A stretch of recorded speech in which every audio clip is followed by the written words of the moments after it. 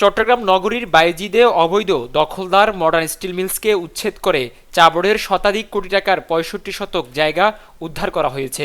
বৃহস্পতিবার জেলা প্রশাসনের নির্বাহী ম্যাজিস্ট্রেট হুসাইন মোহাম্মদের নেতৃত্বে পুলিশ ও সেনাবাহিনীর সহযোগিতায় এই উচ্ছেদ অভিযান চালানো হয়।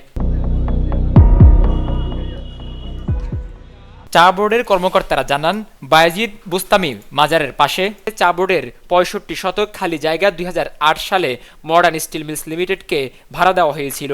চুক্তি মোতাবেক ২০২২ সালের পর চা বোর্ডের প্রধান কার্যালয় নির্মাণ ও কর্মচারীদের আবাসন নির্মাণের লক্ষ্যে উক্ত জায়গা খালি করে দেওয়ার জন্য ভাড়াটিয়াকে পত্র দেওয়া হয়।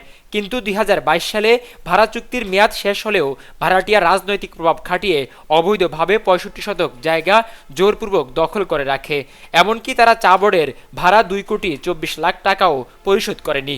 এরা আমাদের দুইবার চুক্তি নবায়ন করেছে, কিন্তু 18 সালের পর থেকে তারা ভাড়া দিচ্ছে না এবং তাদের ইজারার চুক্তির মেয়াদ শেষ হয়ে যাওয়ার পরও তারা আমাদের ভাড়া দিচ্ছে না। 2 কোটি টাকার উপরে, প্রায় 2,20,00,000 টাকার উপরে আমাদের ভাড়া বকেয়া এবং আমরা এই ভাড়া তাদের থেকে কোনোভাবে আদায় করতে পারছি না এবং তাদের সাথে আমাদের আসলে এখন কোনো চুক্তি নাই এবং সে এই বিষয়টা তাদেরকে এখান থেকে সরে যাওয়ার জন্য বকেয়া ভাড়া দেওয়ার জন্য অনেকবার তাদেরকে চেষ্টা করা হয়েছে। তারা হাইকোর্টে গিয়েছে এবং হাইকোর্ট গত বছর 1 মাসের ভিতরে টি বোর্ডের সব টাকা পরিশোধ করে দেওয়ার নির্দেশ দিয়েছে, কিন্তু তারা হাইকোর্টের সেই আদেশও পালন করেন এবং আমরা আমাদের জেলা প্রশাসনের সহযোগিতা নিয়েছি যে এই যে ভূমিদস্যু তারা আসলে শুধুমাত্র টি বোর্ডের জায়গা দখল করে আছে এমন নয়, তারা রাষ্ট্রায়ত্ত একাধিক ব্যাংকের টাকা আপনার এখানে লুট করেছে। উচ্চ আদালত ২০২৫ সালের ১ জুন ভাড়াটিয়াকে চা বোর্ডের সকল পাওনা পরিশোধের জন্য আদেশ দেওয়ার পরও আদালতের আদেশ অমান্য করে।